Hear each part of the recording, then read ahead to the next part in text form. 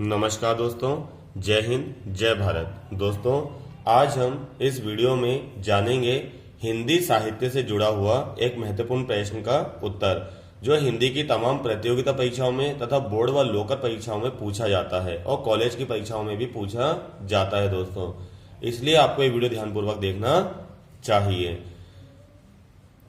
तो हम जानते हैं खान खाना की उपाधि किसने व किस कवि को दी गई, यानी कि खान खाना कवि किसे कहा जाता है तथा ये उपाधि किसने दी थी और किस कवि को दी थी। तो ये उपाधि दी थी रहीमदास को, यानी खान खाना हम रहीमदास जी को कहते हैं, यानी कि ये उपाधि जो दी गई थी ये हिंदी के कवि रहीमदास को मिली थी। रहीमदास जी का पूरा नाम अब्दुल रहीम खान खाना है, यानी कि जो रहीमदास जी है इनका पूरा नाम क्या है? अब्दुल रहीम खान खाना। खान खाना की उपाधि अकबर ने दी थी, यानी कि रहीमदास जी को खान खाना की उपाधि अकबर ने दी थी।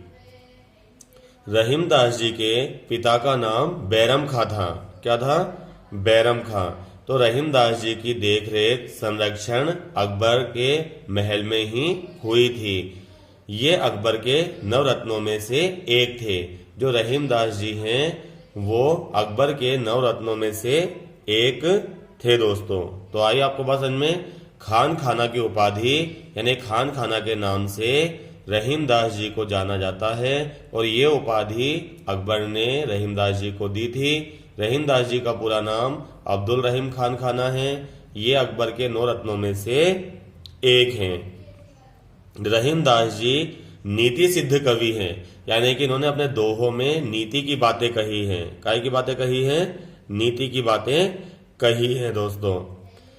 फिर इनका जो जन्म है ये 1556 में हुआ था। कब हुआ था? इनका जन्म 1556 में हुआ था। मृत्यु हुई थी 1626 में। रहीमदास जी बहुत ही दान प्रिय, सरल, सहज व्यक्तित्व के धनी थे। खान खाना का अर्थ होता है सरदारों के सरदार।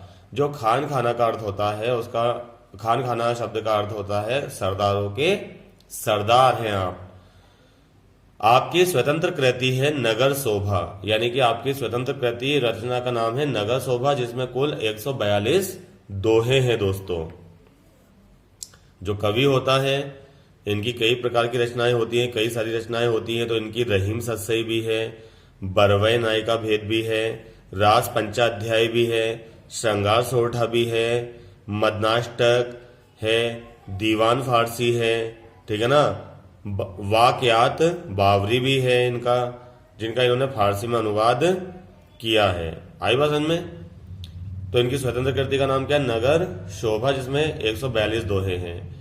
इनका सर्वोत्तम ग्रंथ बरवई नायिका भेद है, यानी कि एक जो कवि होता है इनकी कई सारी रचनाएं होती है, परंतु जो अब्दुल रहीम खान खाना है इनका सर्वोत्तम ग्रंथ है बरवई नायिका भेद, जो अवधी भाषा में है, यानी कि इनका अवधी भाषा और ब्रज भाषा में दोनों में अधिकार है।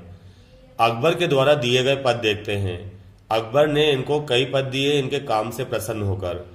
1579 में मीर अर्ज का पद दिया था इनको, यानी 1579 में मीर अर्ज का पद अकबर ने इनको दिया था। 1584 में खान खाना की उपाधि दी थी, यानी जो खान खाना की उपाधि है अब्दुल रहीम खान खाना को अकबर ने कब दी थी? 1584 में। 1589 में, यानी कि 79 का उल्टा 89, यानी 1589 में वकील की पदवी दी थी, यानी कि इनको वकील भी बना दिया गया था। रहीमदास जी के आराध्य देव हैं श्री कृष्ण। कौन है? श्री कृष्ण पर इन्होंने अधिकतर अपनी कलम चलाई है, ठीक है।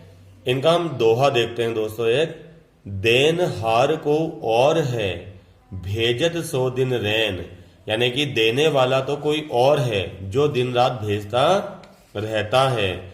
लोग भरम हम पे धरे याते नीचे नैन, और लोग क्या सोचते हैं कि हम देने वाले हैं, यानी कि हमसे ही पूरी दुनिया चल रही है, हमसे ही गरीब लोगों का पेट भर रहा है। अरे मूर्खों, देने वाला तो कोई और ही है जो दिन रात भेजा करता है, जिससे तो गरीब लोगों का पेट भरता है।